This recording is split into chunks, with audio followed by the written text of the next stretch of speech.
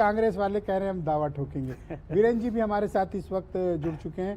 वीरेंद्र जी, स्वागत आपका। और मैं आपसे जानना चाहता हूं, आप मुझे बताएं कि इस चुनाव में जो उत्तर प्रदेश का विशेष तौर पर जनादेश रहा है, इसके बारे में आप क्या आकलन करते हैं और दर्शकों के साथ अपने क्या विचार साझा करेंगे कि ये जनादेश में क्या क्या खास बातें रही जो यूपी से निकला है। ब्रजेश जी, जो परिणाम आया है वो ना अखिलेश यादव ने सोचा होगा, ना राहुल गांधी ने। उत्तर प्रदेश में इतनी सीटें उनको आ जाएंगी 40 के ऊपर। ये बहुत आश्चर्यजनक परिणाम है उत्तर प्रदेश का। और इसी वजह से बीजेपी जो अकेले 370 पार का उसका लक्ष्य था, उस तक वो नहीं पहुंच पाई है। एनडीए जरूर बहुमत के पार है और वो सरकार बनाएगा, लेकिन भाजपा उत्तर प्रदेश में बहुत बुरी तरह से चूकी है, हारी है, और उसको इस हार को लंबे समय तक उसको ये दर्द देता रहेगा। एग्जिट पोल जब आया था तो ये हंगामा मचा कि पोस्टर फटा, निकला हीरो, और अब तो एक तरफा मामला हो गया।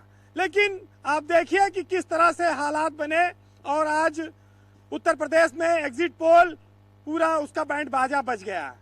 एग्जिट पोल कोई सच साबित नहीं हुआ। बार बार प्रत्याशी बदलना बीजेपी के लिए, बार बार प्रत्याशी न बदलने से बीजेपी को नुकसान हुआ। लगातार एक ही प्रत्याशी जो रिपीट होते रहे, उसकी नाराजगी रही। दूसरी बात यह है कि मायावती के दलित वोट का बहुत ज्यादा बिखराव हुआ। ऐसा मैसेज चला गया कि मायावती ऐसे प्रत्याशी दे रही हैं जो भाजपा को नहीं, सपा को हराए। इस वजह से उनका वोट काफी बड़ी संख्या में इस ओर गया। ब्रजेश जी, भाजपा को सबसे पहले जब 400 पार का नारा आया तो शायद इसने सबसे ज्यादा डैमेज किया है, क्योंकि यहीं से इनको एक मौका मिल गया विपक्ष को कि ये संविधान अंबेडकर का बदल देंगे अगर इनको इतनी ताकत मिल गई।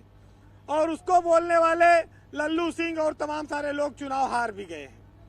ये मुद्दा जो है ये पकड़ लिया इंडिया गठबंधन ने, और इसको दलितों के बीच में ले जाकर ओबीसी के बीच में खूब मथा।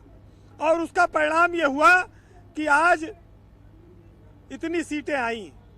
जो काम मुलायम सिंह यादव नहीं कर पाए थे, वो अखिलेश ने कर दिया।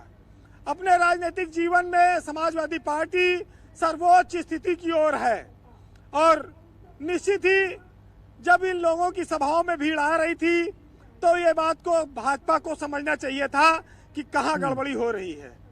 जितने सहयोगी दल हैं वो तो डूबे और भाजपा को भी ले डूबे। राजभर का जो बयानबाजी रही कि सपा की छुच्छी खोल दी है साइकिल की, हवा निकल गई, चल नहीं पाएगी, वो खुद भी 1.5 लाख वोटों से लगभग चुनाव हार गया उनका बेटा। पीला गमछा जो लहरा रहा था, आपके मुताबिक ये जो बीजेपी के सहयोगी दल हैं, चाहे अपना दल हो, राजभर हो या निषाद, ये लाइबिलिटी बन गए, असेट कम थे।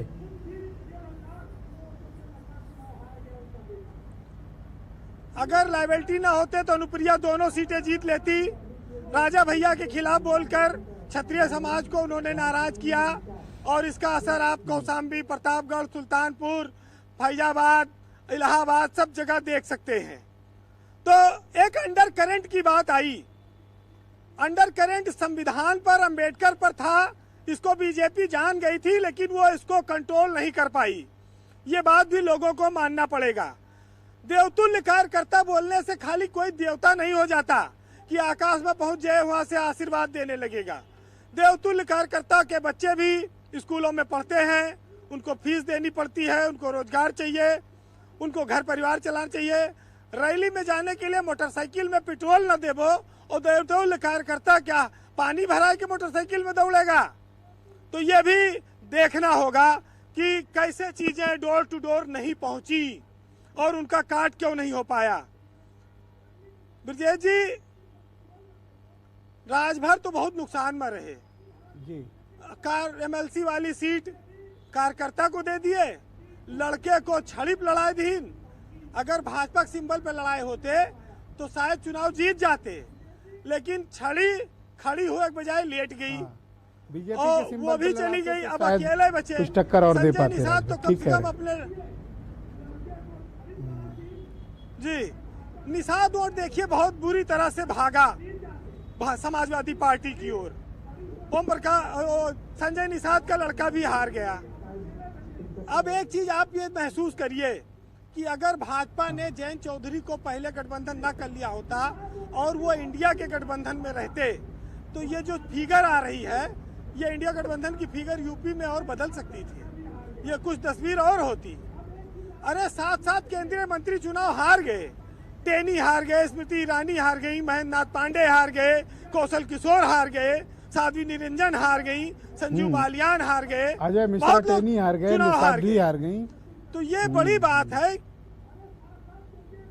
अच्छा, अब आप मुझे एक बात तो बड़ी समस्या है क्योंकि यूपी में जातियां बहुत मैटर करती हैं, तो ये जानना एक बहुत इंपॉर्टेंट चीज है कि ये कुर्मी बिरादरी का वोट का क्या हुआ, पासी बिरादरी के वोट का क्या हुआ, मौर्य कुशवाहों के वोट का क्या हुआ, निषाद बिरादरी के वोट का क्या हुआ, और राजपूत वोट बिखरे बीजेपी की तरफ कंसोलिडेट रहे या राजपूत बीजेपी के खिलाफ मेजॉरिटी में गए?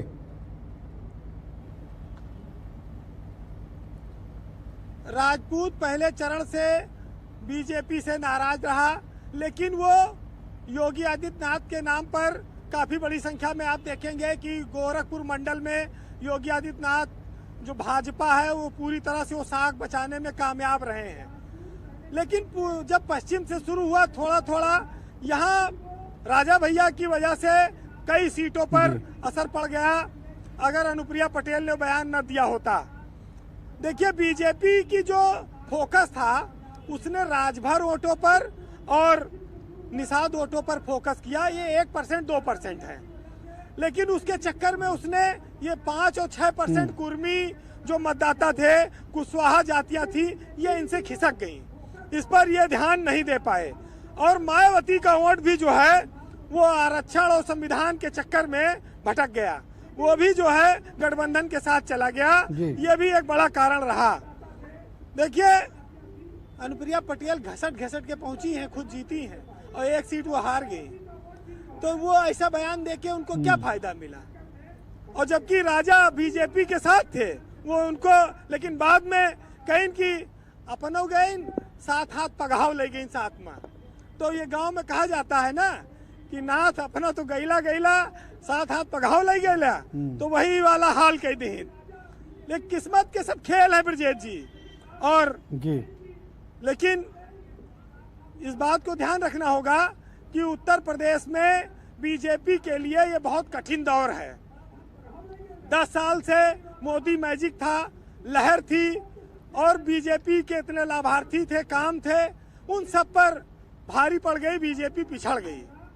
बीजेपी ने ऐसा शायद सोचा नहीं था, सर्वे में भी ये सब आया नहीं था, बड़ा उत्साह था कि वो 60 सीटें तो कम से कम जीतेंगे। जो मैंडेट आया है इससे उत्तर प्रदेश की अब 3 साल की जो असेंबली इलेक्शन तक की पॉलिटिक्स है उसमें क्या बदलाव आएंगे, पहला विषय। और दूसरा ये जो अलायंस है सपा और कांग्रेस का, कि क्या ये आगे बरकरार रह पाएगा?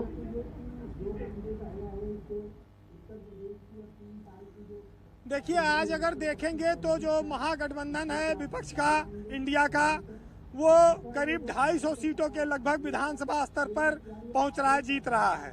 240 से 250 के बीच में उसकी स्थिति है। तो एक इसका बीजेपी समीक्षा तो करेगी ही, कोई चुप बैठने वाली पार्टी नहीं है, वो देखेगी। लेकिन अखिलेश यादव की छवि बहुत बड़ी हो गई। राहुल गांधी राष्ट्रीय स्तर पर भले बड़े नेता बने हों, लेकिन उत्तर प्रदेश में कांग्रेस अखिलेश के सहारे ही सीटें जीती है।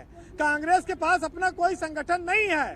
तो ये बात तो एकदम साफ है कि बीजेपी की लड़ाई उत्तर प्रदेश में अखिलेश यादव के साथ ही होगी।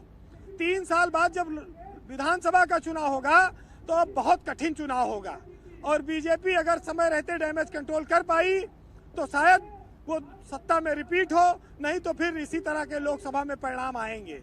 तो ये तो अब बीजेपी के सिपे सालारों को सोचना है।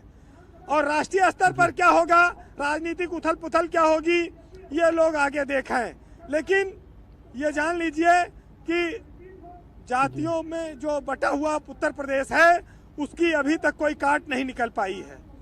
अब बीजेपी को बहुत ज्यादा मंथन करने की जरूरत है कि छोटे छोटे दलों को साथ लेकर भी कोई बहुत फायदा नहीं हुआ। सबको सम्मान दिया। अगर लोकदल का देख लिया जाए इसके अलावा कोई बहुत ज्यादा उसको लाभ नहीं रहा। ब्रिजेश जी, किस्मत का खेल है, वो राजा को रंक बनाती है जनता है। जब वो सो जाती है तो राजपाट दिए रहती है, जब जाग जाती है तो करवट लेती है, बदल देती है। ये सब लोकतंत्र का खेल है। लेकिन जी भाजपा का अपने दम पर बहुमत न आना, इसका सबसे बड़ा कारण उत्तर प्रदेश है। अगर उत्तर प्रदेश से उसको समर्थन मिला होता तो वो केंद्र में अकेले बहुमत पे आती, इसमें कोई शक नहीं। लेकिन अखिलेश यादव और राहुल गांधी के लिए भी आप तारीफ करेंगे कि उन्होंने उत्तर प्रदेश से एक नई लकीर, एक नई रोशनी विपक्ष के लिए पैदा की है कि वो लड़ने में सक्षम है। जनता ने उनको काफी बढ़ चढ़कर समर्थन दिया है। वैसे जब पार्टी बहुत बड़ी हो जाती है तो कई बार जब आप जैसे बहुत बड़ा संगठन हो जाए तो जिसको काम सौंप पे नीचे तक लोग ढीले हो जाते हैं। बार बार चुनाव जीतने रहे हैं तो कहीं मोदी है ही है, जिता देंगे, 400 पार का नारा है, जीत जाएंगे। तो एक छोटा सा किस्सा है कि एक बार एक मालिक ने अपने नौकर से कहा कि रात में लेटा था तो कहा यार कमरे में मच्छर बहुत हैं, ये मच्छर मार दो। तो नौकर भी बहुत आलसी था, वो पड़ा रहा। थोड़ी देर बाद फिर मच्छर भनभनाने लगे। तो मालिक ने नौकर से कहा कि अरे तुमसे कहा था कि ये मच्छरवा मार दो और ये फिर भुनभुना रहे, कहाँ से आ गए? तो नौकर होशियार था, उसने कहा मालिक हमने तो सब मच्छरवा मार दिए थे, ये तो मच्छरों की विधवाएं हैं जो भुनभुना रही हैं, आके रो रही हैं, सब नर तो मर गए। तो जब चुनाव में ऐसे ही दूसरों के भरोसे व्यवस्था टाली जाएगी तो फिर बाद में भनभनाहट की आवाज सुननी पड़ेगी। तो दूसरों पर, तीसरे पर, चौथे पर टालने की आदत से बचना होगा। वैसे अपने यहाँ एक बड़ा हमारे यहाँ एक बड़ा प्रसिद्ध दोहा है कि हार जीत पर कि वकीलों के लिए कहा जाता है कि रहीमन इस संसार में सबसे सुखी वकील, और जीत गए तो वाह वाह, हार गए तो अपील। तो ये एक और सुन लीजिएगा, एक साहित्यकार ने लिखा है कि मलाल है मगर इतना मलाल थोड़ी है, ये आंखें रोने की शिद्दत से लाल थोड़ी हैं, और बस अपने वास्ते फिक्रमंद हैं यहाँ सब लोग, यहाँ किसी को किसी का ख्याल थोड़ी है। और मजा तो तब है कि हम हार कर भी हंसते रहें, और हमेशा जीत जाना ही कमाल थोड़ी है। बहुत शुक्रिया। और मैं कहना चाहता हूं कि इस चुनाव आपने परिश्रम की पराकाष्ठा की, बेहतर चुनावी प्रबंध रखा और भारत समाचार के दर्शकों को आपने हमेशा आगे रखा। और आपके नेतृत्व में जिस तरह से टीम ने काम किया है, आप साधुवाद के पात्र हैं, आपकी पूरी टीम बधाई के पात्र है।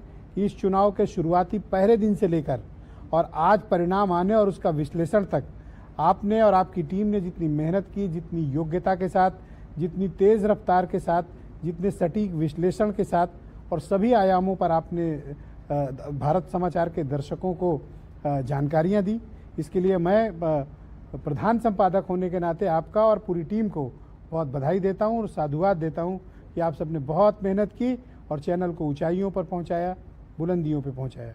बहनों भाइयों, इस परिचर्चा को आगे बढ़ाएंगे। सीपी राय साहब मेरे साथ मौजूद हैं, कांग्रेस के मुख्य प्रवक्ता हैं।